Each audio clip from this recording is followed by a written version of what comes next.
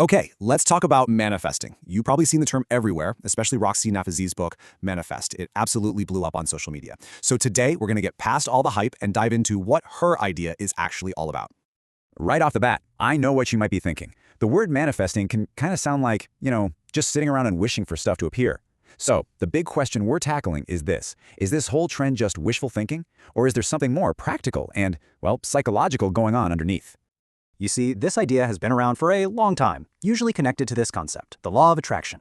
The gist is pretty simple. Your thoughts are like magnets. Think positive, get positive. Think negative, get negative. But this is exactly where the book we're talking about takes a really sharp turn. So in 2022, Roxie Nafousi enters the scene and completely reframes the whole conversation.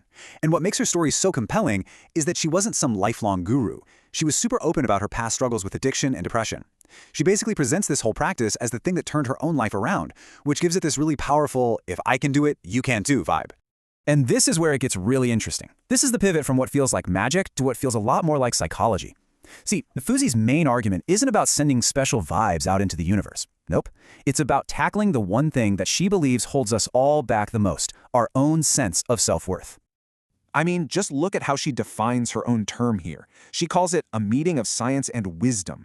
Right away, she's telling you this isn't about cosmic ordering from a catalog. She's positioning it as a practical philosophy, a self-development practice you can actually use to build the life you want.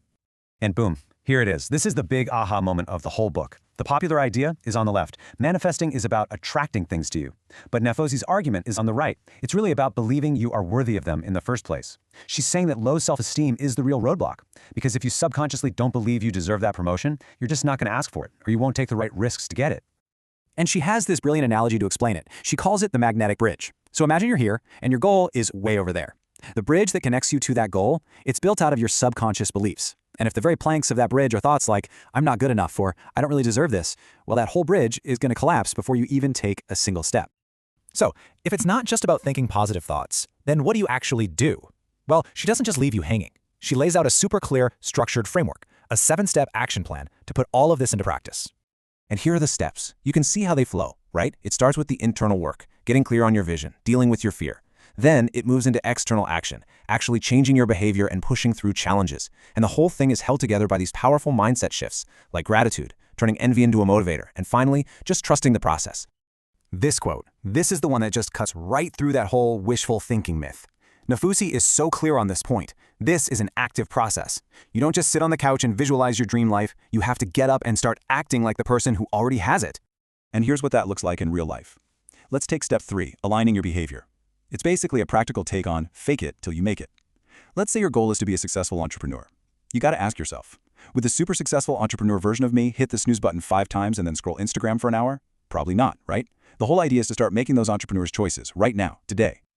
Okay, so this brings us to the most practical part of this entire philosophy. How do you take these big, kind of lofty ideas and actually translate them into the small, everyday choices we're all making constantly? This table just makes it all so concrete. Be clear in your vision. Well, that's not some huge mystical thing. It can be as simple as writing a really specific to-do list. Remove fear and doubt. That's the moment you hit submit on that job application you feel you're only 60% qualified for. Align your behavior. Could just be putting on your gym clothes, even if it's only for a 10-minute walk.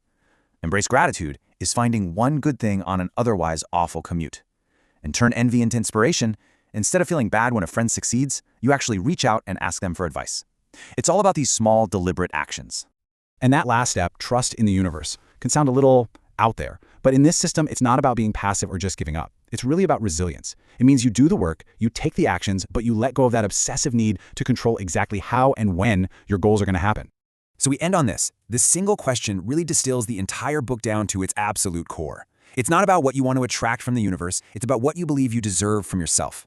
So just think about it. If you truly, deep down, believed you were worthy of your biggest goals, what's the one action, the one tangible thing you would do today?